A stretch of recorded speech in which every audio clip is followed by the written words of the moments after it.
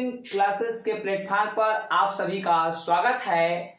आज की वीडियो में हम बात करने वाले हैं एसएससी जीडी स्पेशल में शासक व उसके मकबरों को लेकर कि कौन से शासक का मकबरा कहां पर है, कि बाबर का मकबरा कहां पर है, अकबर का मकबरा कहां पर है। तो इन शासकों के मकबरों को हम एक ट्रिक्स के माध्यम से याद रखते हैं। तो ट्रिक्स में क्या लिखेंगे?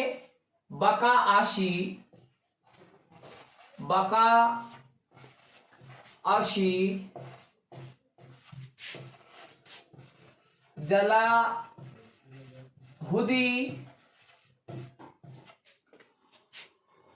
आशी जलाहुदी और दौलत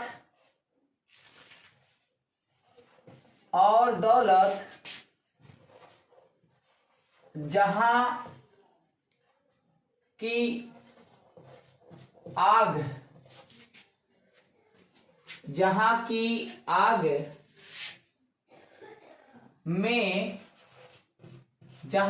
आग में शेर शाह है। ट्रिक्स क्या है दोस्तों? बका असी जलाहुदी और दौलत जहां आग में शेर शाह है। अब ब से किसको बताएंगे? कौन से शासक को मुगल काल के? तो ब का मतलब बाबर, ब से बाबर और अ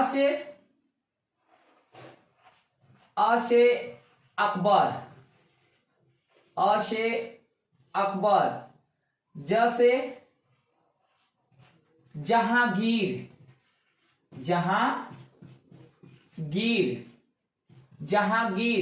हु से हुमायूं और से औरंगजेब,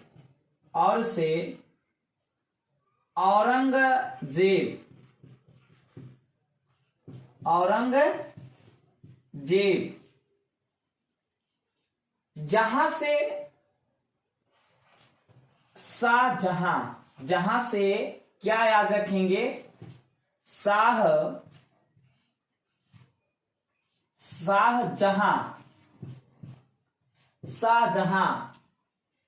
शाह से शाहजहां और शेर से किसको याद रखेंगे? शेर शाह। तो ये शासकों के नाम पता चल गया हमें कि कौन सा शासक का क्या नाम है। तो ब से बाबर, अ से अकबर, ज से जहांगीर, हु से हुमायूं और से औरंगजेब, जहां से शाहजहां और शेर से शेर शाह। अब इसके बाद अब बात कर लें इन शासकों के मकबरे को लेकर कि किस स्थान पर बनाया गया है। तो इनके बाद का जो अक्षर है वो इन शासकों के मकबरे को इंडिकेट करेगा कि इन शासकों का मकबरा कहां पर है। तो अब बात करते हैं, ये मिल गया हमारा शासक। अब उन शासकों के अगले अक्षर से क्या मिलेंगे? मकबरे मिलेंगे। तो का से स्थान क्या मिलेगा? का मतलब काबुल। तो काबुल में किस शासक का मकबरा है? तो काबुल में किसका है? बाबर का मकबरा कहां है? काबुल में है। अब सी से क्या मिलेगा? सी से सिकंदरा। तो सिकंदरा में किसका मकबरा है? तो सिकंदरा में अकबर का मकबरा है। अकबर का मकबरा कहां पर है? सिकंदरा में है। अब ज से जहांगीर, ला से क्या मिलेगा? लाहौर। तो ला बराबर लाहौर में किसका मकबरा है? तो जहांगीर का मकबरा है। हु से हुमायूं और दी से क्या मिलेगा? दिल्ली। तो दिल्ली में किस शासक का मकबरा है? तो दिल्ली में हुमायूं का मकबरा है। हुमायूं का मकबरा कहां पर है? दिल्ली में है। और दौलत, और से औरंगजेब, और दौलत से क्या बनेगा? स्थान का नाम दौलताबाद। दौलताबाद में किस शासक का मकबरा है? तो दौलताबाद में औरंगजेब का मकबरा है। जहां शाहजहां, आग का मतलब आग से क्या होगा? स्थान का नाम आगरा। तो शाहजहां का मकबरा कहां पर है? आगरा में है। और फिर शेरशाह, शेर से शेरशाह, और शाह का मतलब सासाराम कहां पर है? बिहार में। तो शेरशाह सूरी का मकबरा कहां पर है? सासाराम, बिहार में है।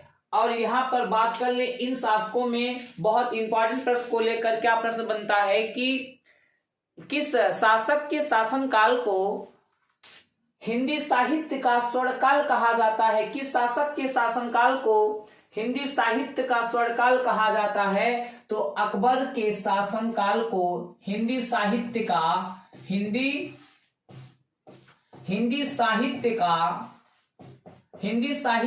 स्वर्णकाल किसके शासनकाल को कहा जाता है? तो अकबर के शासनकाल को हिंदी साहित्य का स्वर्णकाल कहा जाता है। क्यों कहा जाता है? क्योंकि अकबर ने अपने शासनकाल में हिंदी विभाग की स्थापना कराकर बहुत सारी पुस्तकों का क्या कराया था? अनुवाद कराया था। इस अनुवाद कराने के कारण अकबर के शासनकाल को क्या कहा जाता है? हिंदी साहित्य का क्या कहा गया है? स्वर्णकाल कहा गया है। अब जहांगीर के शासनकाल को क्या कहा जाता है? जहांगीर के शासनकाल को चित्रकला का स्वर्णकाल पूछा जाए। चित्रकला का स्वर्णकाल किसके शासनकाल को? तो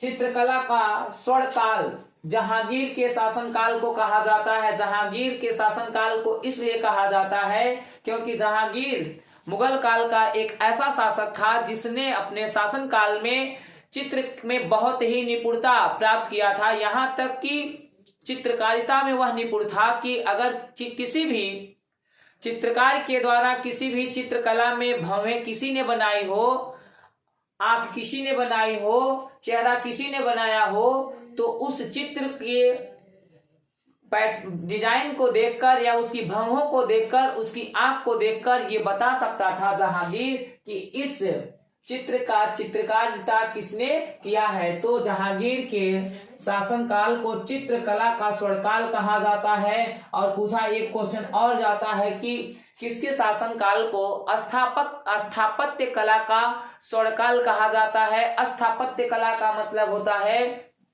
कि स्थापत्य का मतलब कि जिस शासक के शासनकाल में भव्य सुंदर इमारतों का निर्माण सबसे ज्यादा किया जाता है उसे स्थापत्य कला कहते हैं। तो स्थापत्य कला के बात करते हैं तो शाहजहां के शासनकाल को स्थापत्य कला का क्या कहा जाता है? स्वर्णकाल कहा जाता है। तो ये आपके शासक और उसके मकबरे। अब अगली वीडियो में हम आपको जल्द ही बात करेंगे